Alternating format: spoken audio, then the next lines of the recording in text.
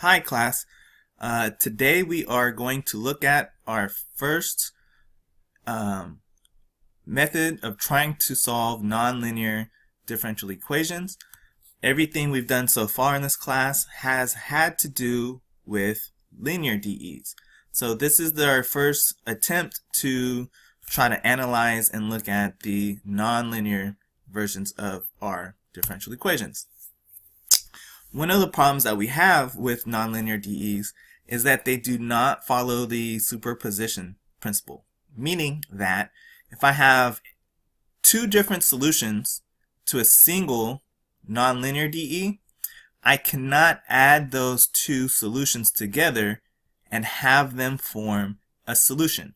So here, for nonlinear equations, linear combinations of solutions do not form solutions. Okay, so I can have a single solution, I can have another solution, and I can have another solution, but I cannot combine those things in order to form a new solution. So they do not follow the superposition principle. I cannot have linear combinations of solutions. Okay, a lot of times we don't start off with nonlinear equations. A lot of times we try to make a model, as we've done several times in this class. And as we try to fine-tune our model and make it more accurate and more representative of what it is that we're trying to analyze, we begin to form nonlinear DEs. Now, these things are generally much more complex in terms of trying to solve. A lot of times we cannot use analytical methods. So remember, the analytical methods are the methods that we have been using, where we try to find an explicit or implicit solution. Right? Y equals something, or something where y is considered the variable. Most of the time we have to graph these things and analyze their graphs. When are our solutions going to be stable? What do they do as time goes on, right? What is their long-term behavior? What happens as the limit approaches infinity or negative infinity? These kinds of things, right? The other methods that we tend to use for nonlinear DEs is we use numerical solvers. So Euler's method, quasi-Newton's method, Runge-Kutta. So a lot of these methods where we're using numerical approximations to get a good idea of what a solution curve might look like, or what their values are along their curve, right? So what we're going to do today for the second order nonlinear equations is we're going to try to reduce their order by using a substitution and try to turn them into something that's more linear in form. So we're going to use substitutions in order to simplify what our DEs look like. The majority, well, not the majority, all of the substitutions we're going to use today are pretty much the same. We are going to use u equals y prime. Okay. So the way that we look at u equals y prime, however, is going to vary from case to case. There's actually two cases. Okay, so we're going to reduce these to something that we're more familiar with, so we can use the methods from chapter 2, most likely separation of variables. Okay, so again, there's two cases when we apply this method for reducing the order. The first case is that I do not have y in my DE. Okay, so y prime, y double prime, those might show up, but the y itself does not. All right, so when that happens, we're going to use u equals y prime, and u prime is y double prime. This is the one you guys are probably most comfortable with. Here, my u is a function of x, y is a function of x. So when I differentiate u, I'm just differentiating y again. Okay, very, very straightforward, right? The second case, my x term is missing. So when I don't have x anywhere in my nonlinear DE, I'm going to treat y as my independent variable. Okay, so when I make my substitution, y prime will be my u, and y double prime will be the implicit differentiation form. Okay, because I'm differentiating the outside function and then the inside function, which is y itself. Okay, so let's look at what I mean by that. So here, u is a function of y. So u prime is going to be, so again, I'm differentiating the outside function u, and then I have to differentiate the inside function y. So that's why I get u prime of y times y prime. And remember, what is y prime? Y prime is u. Okay, so I get u prime y of y times u of y, basically, right? Or u prime u. So depending on which case I'm working on, right? Either y is missing or x is missing, I'm going to use the first part of the substitution is always the same. U is y prime. Here I just reversed the order because of the way we want to think about it. But it's the u prime that is going to be different, or the y double prime, I should say, that's going to be different depending on our case. Right. So we spent a lot of times looking at linear DEs. So let's just have a brief review of what our nonlinear DEs look like, so that we can notice them when we see them, right? So one of the things that might happen is that my y prime or y double prime or even my y term might have a nonlinear power attached, right? So it might be y cubed, y to 3/2, or maybe I'm multiplying y and y prime together, lots of different things, okay? Here again, my y function is being squared, so it's a nonlinear term, because remember, we're always trying to find y. So when I have something like this, this is now a nonlinear term. Okay, here y is in the coefficient position, right? I have a function of e to the y, so y is being used as a variable in this point instead of as a function, right? So it's an independent variable, not a dependent variable. Same thing here, cosine is acting as an independent, or y is acting as an independent variable in cosine, where y is the function I'm actually trying to solve for. It's a dependent variable, so it's nonlinear in form, right? So let's do an example. Okay, y prime times y double prime equals 4x, and then I have some initial conditions here. Y of 1 is 5, and y prime of 1 is 2. So this should be very obvious that it's nonlinear in form. So I want you to take a second and think to yourself, what substitution am I going to make? So I know u is y prime, but what about our y double prime? Are we in case 1 or are we in case 2?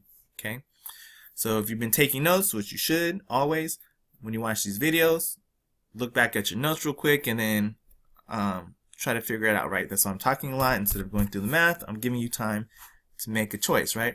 So you should notice that x is here, but y is not. I have y prime and y double prime, but no y, right? So this is case 1, okay? Y is not present in our DE, so we're going to use everything as a function of x, because x actually shows up. That's how I kind of think about it, right?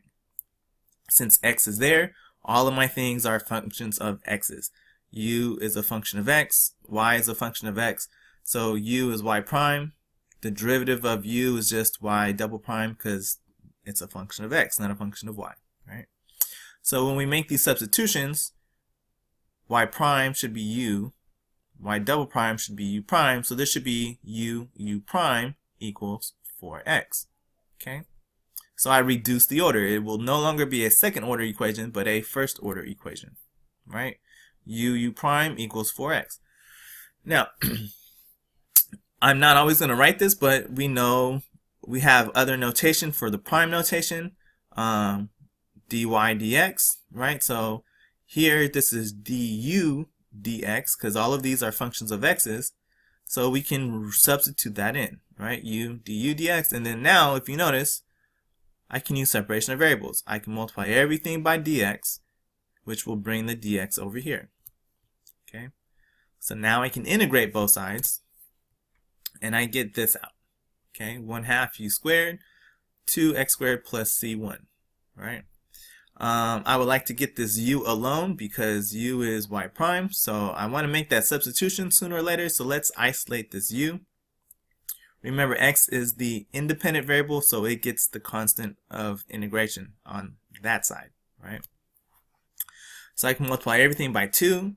Again, this is just a constant, so when I multiply it by 2, it's just another constant. You can call it C2 if you want. keeping it C1 is fine, but I do want to number them at least a little bit, because if you think about it, I'm going to have to substitute y prime back into here, which means I'm going to end up doing another set of integration. So I'm going to end up with another constant, which I will call C2 at that point, or if I keep numbering these, I'll call it something else, right? So now what I want to do is, again, I'm trying to get u alone. I can kind of work on it from here. That's fine. There's nothing wrong with that, but I like to isolate my variable, as you know. So I'm going to write it explicitly as u equals the square root of all of that, okay? But remember, when you take the square root, you get a plus or minus form. So it might be beneficial to not take the square root, so we don't have to worry about kind of two equations here, but that's fine. We'll deal with it accordingly, right? So I can make my substitution now, right? I know u is the same as y prime. And so really what I would like to do is try to integrate this, right? But before I can integrate this, remember what y prime is. Y prime is dy over dx. So then I can do separation of variables again, right? Just like I did up here, right? dy dx means dx will come to the other side, dy will come here, and now I can do integration on both sides. When I integrate this, I'll get y. When I integrate this, I will get two separate functions, which is another reason why it might be beneficial just to keep this as u squared, but then I got to deal with that over here, so I just feel like it's easier to do this. Okay, so I'm just going to integrate this. I'll have two functions, and then I'll figure out which one I need after that. So it should be pretty clear here. The most likely thing I would want to do is make a substitution. Okay. So I'm going to let u be the inside, because if I can have u to the 1/2, I can integrate that as a power series, as a power function, I mean, very, very easily. So let's do this as my substitution. I'll get du is 8x, this goes away. Divide both sides by 1/8. So I would have 1/8 on the outside, u to the 1/2, but I don't have an x to the dx. I can't use this u substitution. It's not going to work, okay? We can try some other methods. We can look up a table of integrals. I plugged this in my calculator. It's really, really messy. It doesn't integrate well, okay? Period. That's just the facts, okay? This is not going to integrate well. If you're trying to integrate it by hand, you're going to have a lot of not very good time. You'll get some natural log stuff in here. It's kind of messy, right? So how do we make this easier? Well, notice what I'm working with. What is this thing, right? I'm integrating this, right? What is this? This is my y prime, right? I'm integrating my y prime function with respect to x. Well, instead of trying to do this hard integration, why don't we use this initial condition that has to do with y prime? Meaning that 2 is equal to plus or minus 4 times 1 plus c1. So now if I plug this in, there's only one value I don't know. In algebra, whenever you have only one value you don't know, you can solve for that value. So I'm going to plug in 2, I'm going to plug in 1, and I'm going to solve for c1. Okay, so let's use our condition for the prime function. It'll be a lot easier to do that. I'm going to plug in 2, I'm going to plug in 1 for x squared, okay, plus c1, plus or minus. That sucks, but it's alright. It'll take care of itself, because what do I have to do to get c1 alone? I got to square both sides. If I'm squaring both sides, the plus minus goes away. That's convenient, okay? So now to finish solving for c1, I just have to subtract 4. c1 is 0, right?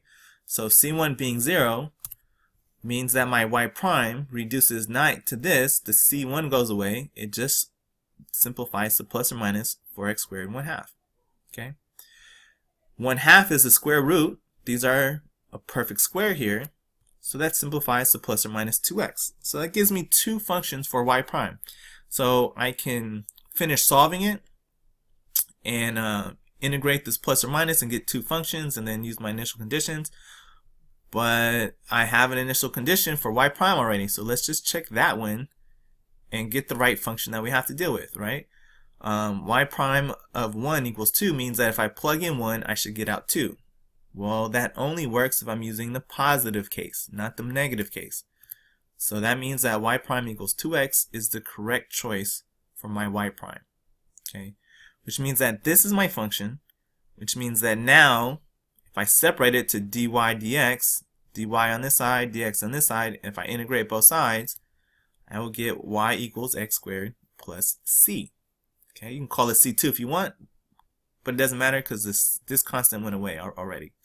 So now I want to use the initial conditions from the y function to solve for this constant from integration. So I got 5 equals 1. So when I solve that, I got c equals 4. I went back and I fixed some things. I think I forgot to fix this. This should be x squared plus 4, right? Not 5, so I must have just copied this down. But this should be x squared plus 4, okay? But that's how we solve it, right? So I just plugged in the wrong thing, but easy fix, right? So now let's look at an example that looks like this. Okay, so we're just doing a second example. So now if you notice this, right, my substitution is going to be the same. Y prime equals u. But what do you notice? What's missing here?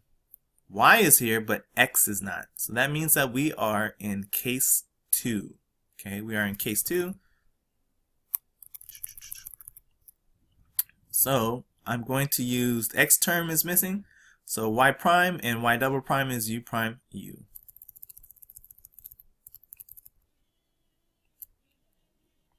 Okay.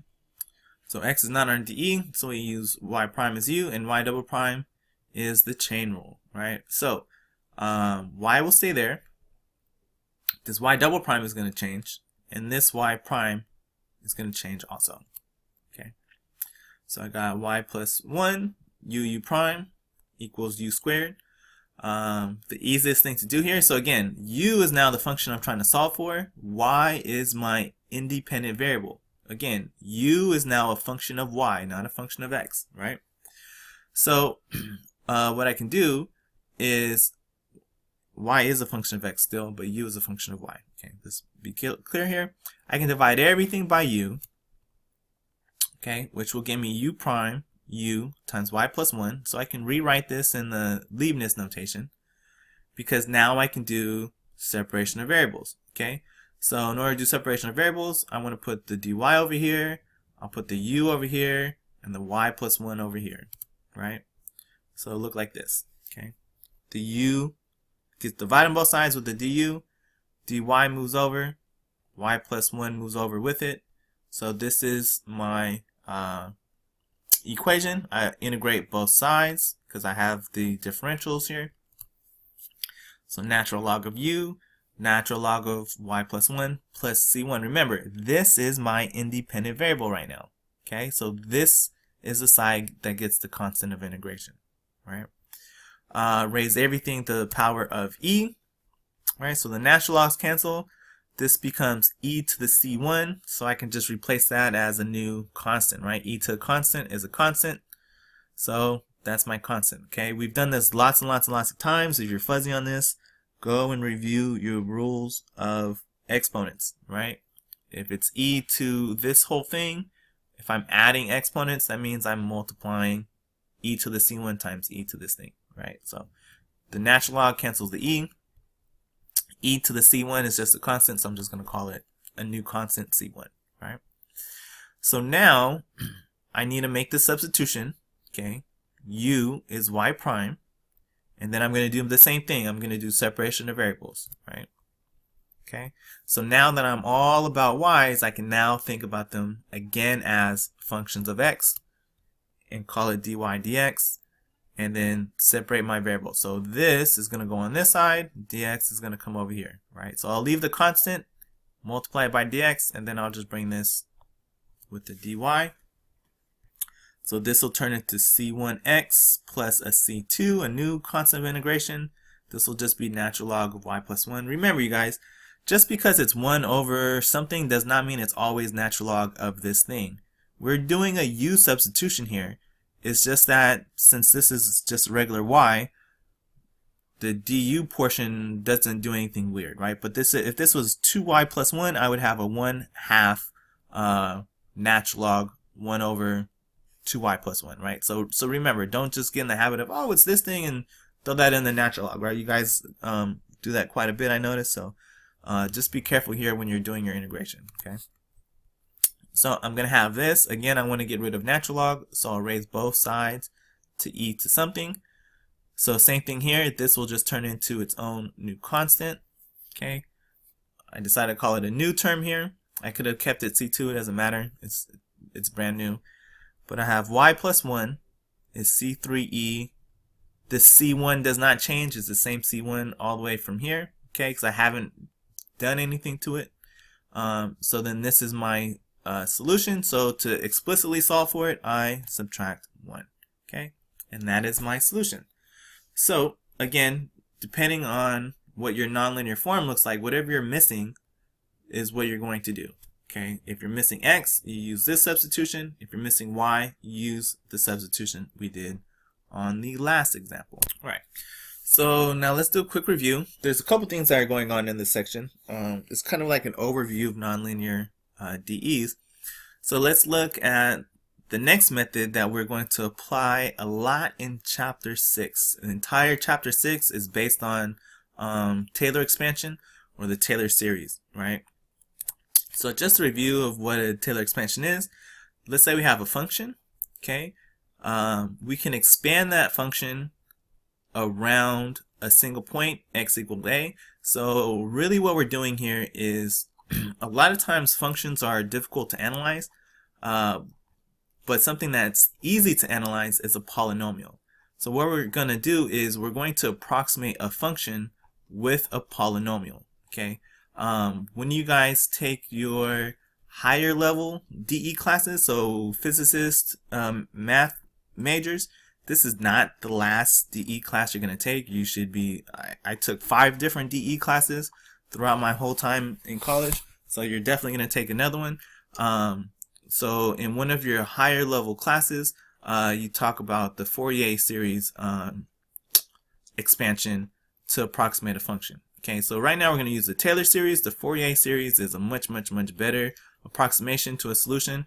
But when you take your PDE class, your partial differential equations, you use the Fourier series everywhere. Okay, so basically, again, what we're doing is we are trying to approximate a function with a polynomial, but a polynomial is only good for a little bit. Okay, so we're approximating our function in a small interval, so around this value, okay? Because if this is at 0, then I'm only gonna approximate well around 0. Once I get to 10, I'm like x equals 10, I'm not approximating well around x equals 0 anymore, right? So the approximation is only good for so long, right? That's why we use the Fourier series, because the Fourier series approximates a function very well over the entire interval of the function. Okay, so this only approximates a function well over a very small interval, maybe like plus or minus 1 or 2 units, really. Okay, so the Taylor expansion around a point is f of a, where a is that point that we're looking at, f prime of a over 1 prime, 1 factorial times x minus a, plus, so then the derivative goes up 1, the factorial goes up 1, and then the x minus a portion gets squared. Okay, so if you notice, the derivative term, the factorial term, and the power term are all the same. Here we're taking the 0 derivative over 0 factorial times x minus a to the 0 power. First power, second power, third power, and so forth. Okay, so the series expansion for that, okay, the summation formula looks like this: f to the nth derivative at a over n factorial times x minus a to the nth power. Okay, this is very important. We're going to use this quite a bit throughout this class, okay, especially towards right before your midterm. Okay, so we're going to have our midterm right after chapter 6 is finished, right? So I'll send you guys an email when we get closer to that. So when this point we're trying to approximate around, okay, is 0. We call it the Maclaurin series because things are nice and tidy. Generally, we're interested at what happens around 0 anyways, and not like at x equals 100. So the Maclaurin series is an important series because we use it quite a bit, right? So let's do an example, okay? I want you guys, or us, to write the first 7 non-zero terms of a Taylor series solution centered at 0, so Maclaurin series, for this DE. Y double prime is x squared plus y squared minus 2y prime with these initial conditions. Okay, so that's what we're going to do together. My Maclaurin series, right, or when I'm centered around x equals 0, reduces to this. Okay, so the first 7 terms, 1, 2, 3, right, the x squared is the third, so I'm going to stop at x to the 6th. That'll be my 7 terms because this is 6 terms, and then the 0, right, the 0 is the 7th term. Okay, so 7 means you're stopping at the power that's 1 less than the number of terms you want, so we're going to stop at x to the 6th. I basically have to use this formula. Obviously, we would know what it looks like to fill in the blanks. It's the same thing. Okay, it's a series. It has a pattern to it. So I'm going to use these kind of values. So I need to find these missing pieces. Okay, but if you notice, I have some of these. Like y of 0, I have already. Okay, y prime of 0, I have that already. I have y double prime, so I can figure out what that is at 0 because I have some of the substitutions, and I'm just going to kind of go in a pattern very similar to that, right? So my first part will be 1. Okay, y prime of 0 is 1, so this will be 1 over 1 factorial times x, or just 1 plus x, and then I'm going to continue this on, right? So y double prime looks like this. Okay, that's my equation. So when I plug in 2 values I have already, when I'm looking at it at 0, my x is 0, so that's 0. I got y of 0 squared, which is just 1 squared, minus 2y prime of 0, which is 1. So 0 plus 1 minus 2 times 1. This is 1 squared, same thing. Okay, so it'll give me negative 1. So that means y double prime of 0 is negative 1. So I have my first 3 terms already. Boom. Okay, now I got to find 4 more. But here's where things get a little bit more difficult. Okay, how do I find the third derivative at 0, the fourth derivative at 0, the fifth derivative at 0? I only have these 2. I use these 2 to get the third, y double prime. So in order to find y double prime, I need to differentiate this, okay? Because if I differentiate this, all the values inside of this will be obviously less than the third derivative. So the second derivative, first derivative, and the function itself once I take the third derivative here, okay? So if I differentiate, I'm going to get 2x plus 2y prime minus 2y double prime. So again, do this with me. Let's go back one time, okay? If I differentiate this, 2x 2y, okay, minus 2y double prime. So again, this is not 2y. I have to differentiate this implicitly, sorry. 2y, because it's a function squared, so the outside function is the square function. So 2y. The inside function, the function being squared, the function having another function being applied to it is y. So that's 2y times y prime, okay? 2x plus 2y y prime minus 2y double prime. And then I'll plug all my stuff in. This is 0. Y at 0 is 1. Y prime at 0 is 1. Y double prime at 0 is negative 1. Okay. 0, 2 times 1 times 1 minus 2 times negative 1, right? So I have y triple prime at 0 is 4. Okay, so if we come back here, I know 1, 2, 3, and now I have the third derivative term. And I'm going to do the same thing for all the next derivatives. So now to find y to the fourth derivative, I'm going to differentiate this. So this 2x will turn into 2. I will use the product rule here, and I will differentiate this to 2y to the third derivative. Okay, this goes to 2. This is the product rule. So 2y prime times the other function plus, now I'm going to keep 2y the same and I'm going to differentiate the other function. Minus 2y triple prime. Sorry, this says double prime still. I'll fix that later. This should say 2y triple prime, but I know over here I put the values in right? So y to the fourth derivative at 0, this is 2. 2, I know that these are both 1. 2y is 1, y double prime is negative 1. The third derivative, not the second, the third derivative is 4. So negative 2 times 4. That will get negative 6. So now I got to find 2 more. Okay. The fifth derivative will just be the derivative of this. This will go away. Product rule. This will go to the fourth derivative, not the third, right? Because this is the third already. It'll go to the fourth. All right. This goes away. Product rule here. Okay. Product rule here.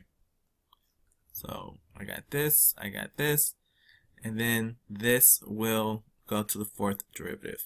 Okay. So if you notice, I got 4 prime double prime and 2y prime double prime. So these actually get to combine together, okay, which is nice, right? Basically what I did here was, you might be saying, well, why is this 4 if you did product rule? I wrote this as 2 y double prime squared, right? I combined this together, so when I differentiate it, I get 4 y prime, and then you differentiate the inside function and you get y double prime. So this is actually chain rule. If you did product rule, that's fine, but I would have a fourth term here. I just combined this and then I differentiated it and used the chain rule instead. It'll give you the same thing. So this gives you these two terms, okay? 2y prime times the second function. Then this stays the same, and this one goes up a third, right? And then this one goes from the third derivative to the fourth derivative. I plug in all my values. Okay, so at 0, if you notice these are the same again, okay, 4 of these plus 2 of these, prime and double prime, so there's actually 6 of them. So 6, 1, y double prime is negative 1, 2, this is 1, y triple prime is 4, minus 2 times the fourth derivative, which is negative 6. So that gives you 14 if you do the algebra here, okay. And I differentiate one more time. Okay, so again, I add these together before I differentiate so that I get this product rule. This one gives me this product rule, and this one gives me the fifth power. Okay. So then when I plug in my stuff for that, I get the following. Okay. I get negative 6. So I'll give you a second because I went through these pretty quickly, but I'm just doing my substitutions, right? So negative 1, negative 1. This is 1, this is 4, this is 1, negative 6, and so forth and so forth. And then you're just doing your arithmetic, and you should get down to negative 6. Okay. So I'll give you guys a second to catch up, or you can pause it and then catch up because it's a video. But now I have all of my pieces. Okay. I need it up to the 6th derivative at 0. And I got that. I got all of these pieces. I know what the y at 0 was 1, y prime was 1, and y double prime at 0 was negative 1. Then I have the third, the fourth, the fifth, and the 6th derivative all at 0. So if I come to my formula here, I'm just making those substitutions. 1, 1, negative 1. The next one will have a 4. The next one will have a negative 6, a 14, and a negative 6 here. Okay. So here you see I'm plugging everything in to where it goes. Okay, that's all I did was plug it in. I kept the factorials correct. The powers are not changing. All I did was plug these things in. And then from here, I'm going to simplify. You don't want to leave it in factorial form, at least not yet. We'll talk about when it is okay to do that, but for right now, we want to simplify these things. So if you simplify all of your terms, these are your first 7 terms, and remember, this goes on forever. Okay, it's an approximation, but we only wanted the first 7, so this should be your first 7 terms. once you simplify all of these values here. Okay? And that is your answer. That is your 7-term approximation to the solution to this DE. Okay? So here's your classwork. Okay? This will be due at midnight on Monday evening. Find the first six non-zero terms, non-zero, so if a zero pops up, you have to go to the next one. The Taylor series solution centered at x equaled 1, not 0, at 1 for this DE. Okay? Fairly similar to the one I just did, but obviously some of the values are different. And your initial conditions obviously are different as well. Okay? So I'll be posting solutions to those after midnight on Monday. All right? Thanks.